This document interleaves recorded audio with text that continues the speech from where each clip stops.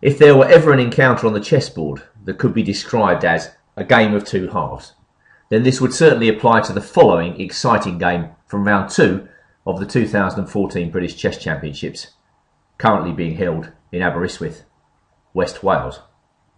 Hello everyone, I'm Andrew Martin, International Master, and here we go with game of the day for round 2. The game between Jack Rudd, International Master, playing white, and Nick Pert, Grandmaster, playing black.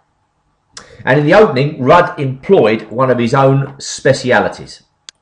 It was a French defence, which is one of Nick Pert's favourite opening variations. He's published extensively on the French, although recently I've seen him playing e5 quite a bit with black, perhaps as something different. White probably expected the French here, and Rudd played his favourite Tarrasch variation. Pert responded principally with knight f6. White pushed on, knight fd7, and white played f4, which I often feel is a really difficult test of black's resources in this variation of the French. The thing about this variation is it either goes one of two ways.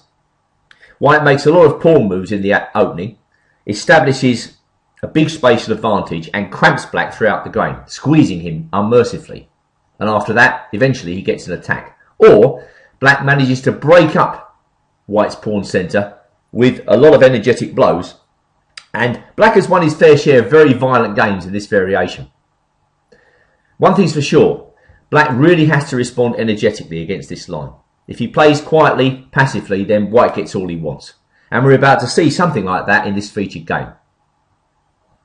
So Pert continues with the main line, just bringing out his pieces in typical French style, trying to put pressure on white's centre. White, meanwhile, you can see, has put the knight on d2 on f3. He's hoping to find a better square than f3 for this knight on g1. Sometimes the knight goes to h3, quite often to e2.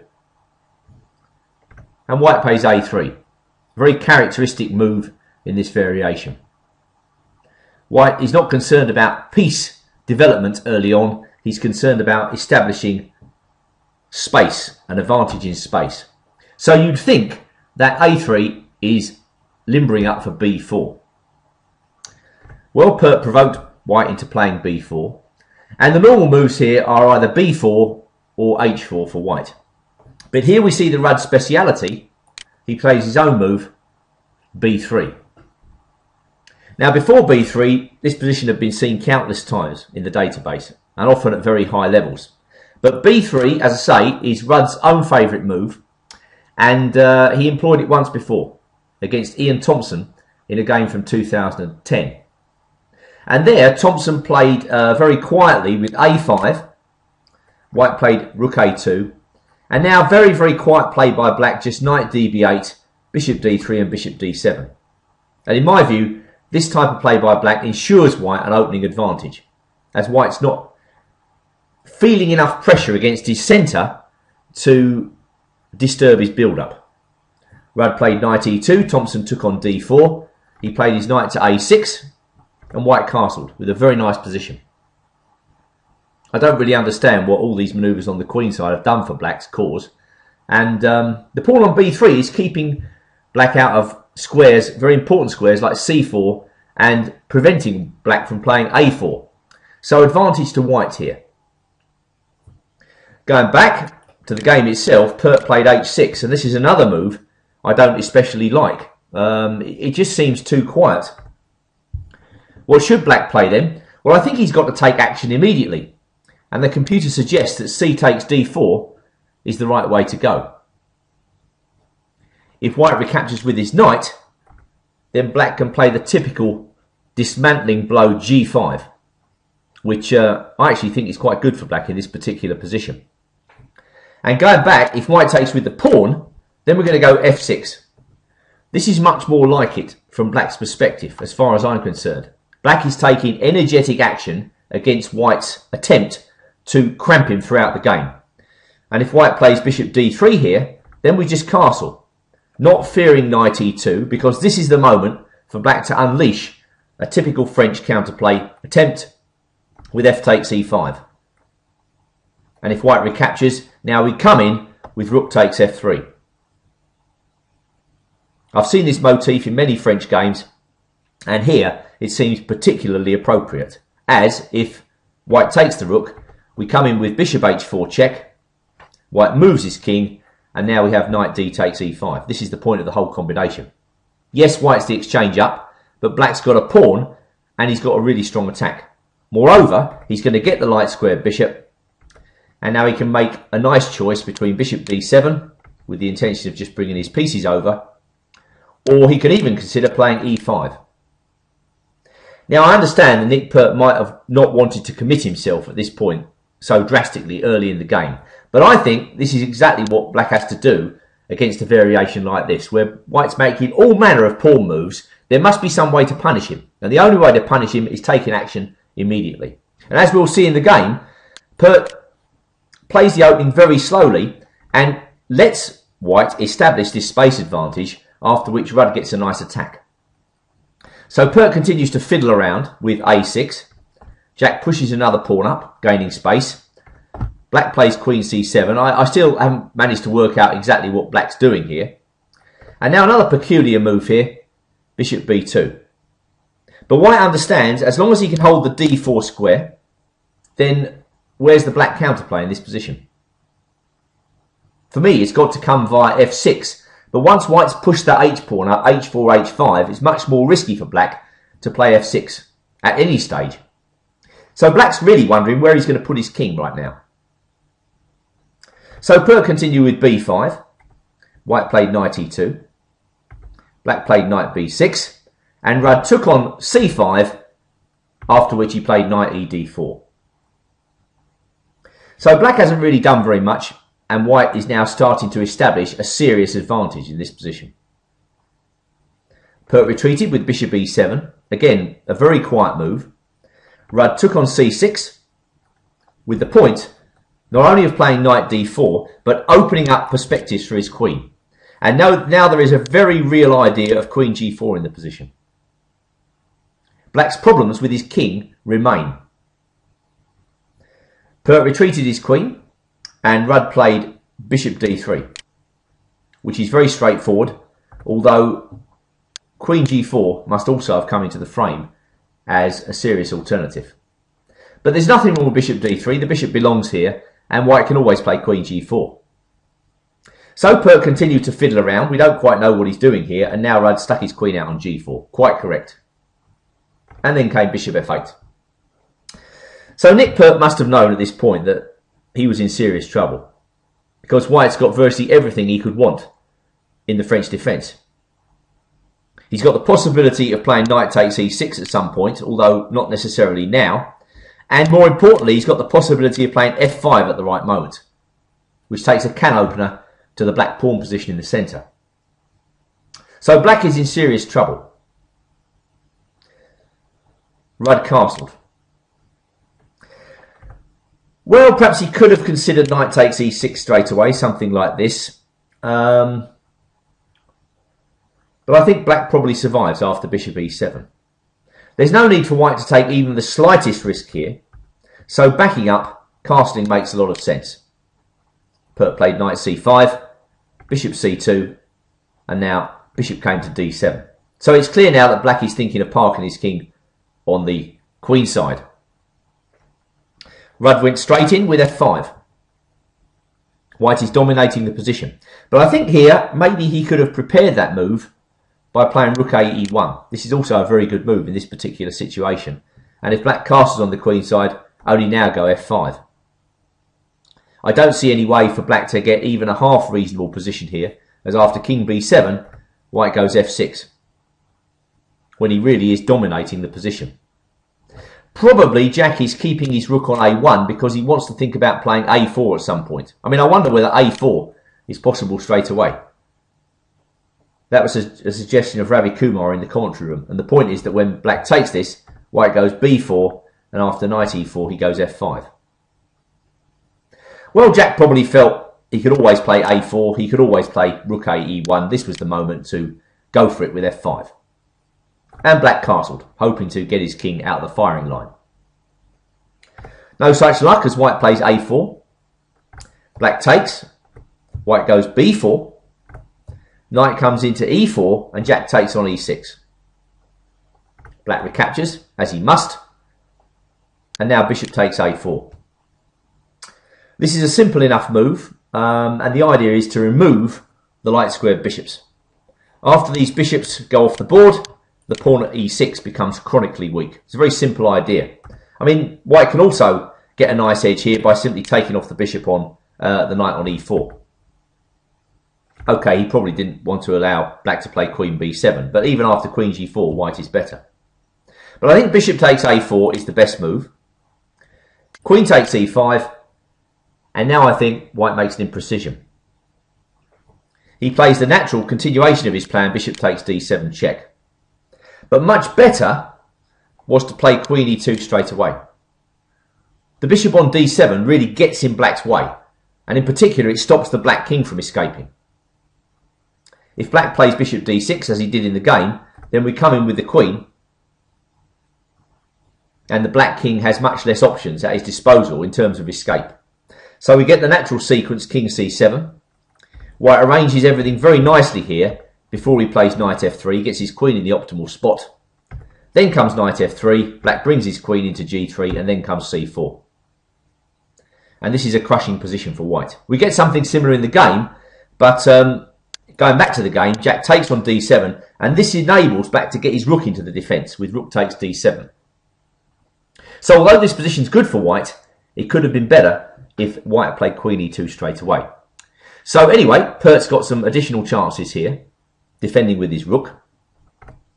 Rudd brings his queen back to e2, and now we get a similar line to the last one, except that when white takes on a6 check, black can block with his rook. And you wouldn't think this makes any difference because it looks as though this block with the rook is very clumsy. But after knight f3, queen g3, black's position has more resources than might be apparent at first sight. Well, unfortunately for Jack, he now makes another mistake and the game starts to turn. He plays queen a8 check. All right, now what was better? Well, c4 was better. And I think, once again, this should be the best way to continue white's attack. The point is not only to open up lines against the black king on the c file, it's to get this bishop on b2 into the game. And I'm not sure I see how black survives this. Now let's just try. Okay, if he plays bishop takes b4, I mean, I think this is a pretty lousy move. Queen takes e6 check, just crushes black immediately. And if king b8, bishop to e5 check, I mean, that's simple. So just dropping back to c5, let's try the defence that Nick employs in the game, knight to g5. Now we have c5. And it turns out that although black can give some checks, they're not sufficient. White can run his king all the way across to d1, where it is surprisingly safe, and now white's attack should win, as he not only threatens the bishop, he's threatening c6 as well.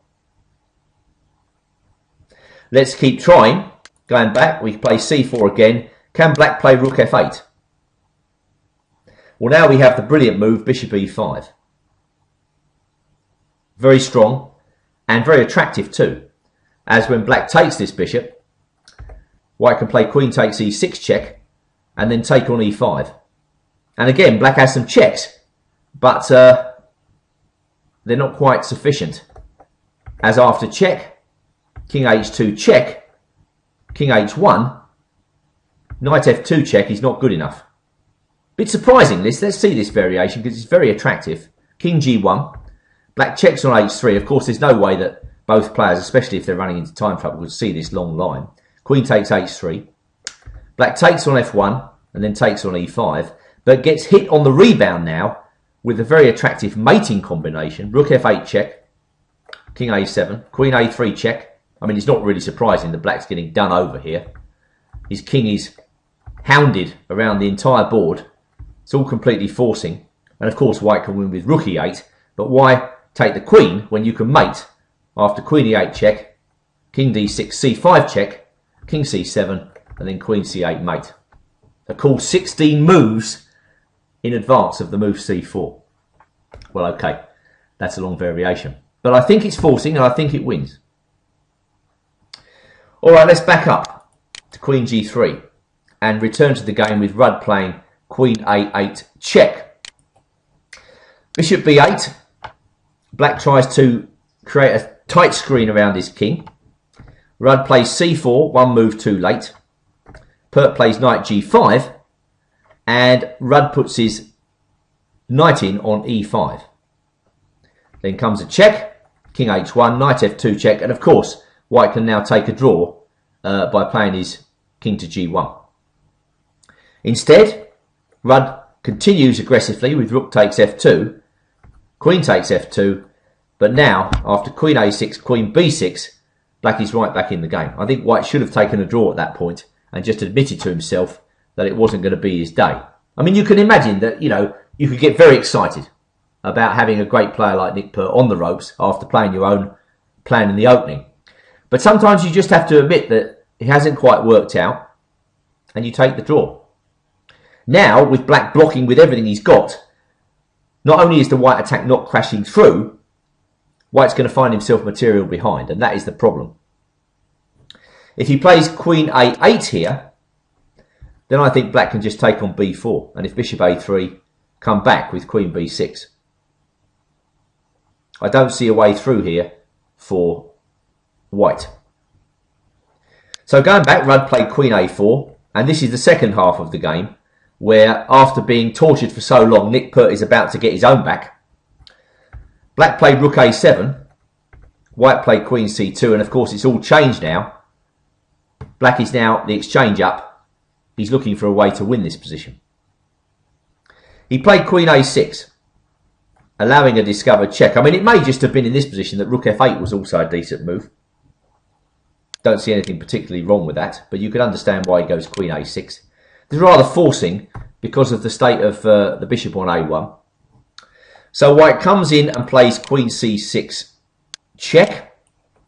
The queens come off, King B6, and now we get a forcing sequence where White reduces to an endgame that he's hoping to draw. And maybe he should draw it. Let's just see. So White takes on B8, Black takes on B8, Bishop takes H6. And now I think Nick Pert could have saved himself a lot of hassle here by playing the immediate Rook H8. In the game, he played the natural move, Rook takes B4. But I think that Rook H8 is much better. And this gives Black a much easier time of it, as after Bishop D2, we take on H5 check. The White king remains passive. Now Black can bring his king in. I mean, the B pawn's kind of irrelevant here. Black can easily deal with that. What is much more important from Black's perspective is getting his king into the action and then pushing the E pawn. I mean, I think this was probably the easiest way to win this position. But the game takes a new turn after Rook takes B4 check, threatening Rook H4 check, G3.